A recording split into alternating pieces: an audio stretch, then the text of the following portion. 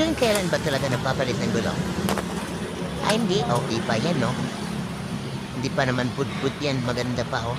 May hiwa pa siya, oh. Di pati sa harap. Yan, no, may mga biyak-biyak na. Hindi pa yan. Goods pa yan.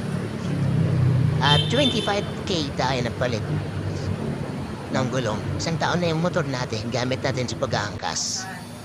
At yun, ito yung napili natin, Beast Tire.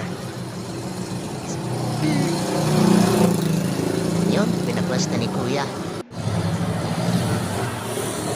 First time na to magpalit ng gulong ni Maru.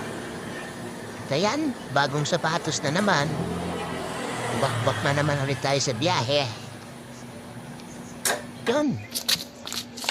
Unang try pala natin ng Beast Tire, no? Susubukan natin. Makapit pa to.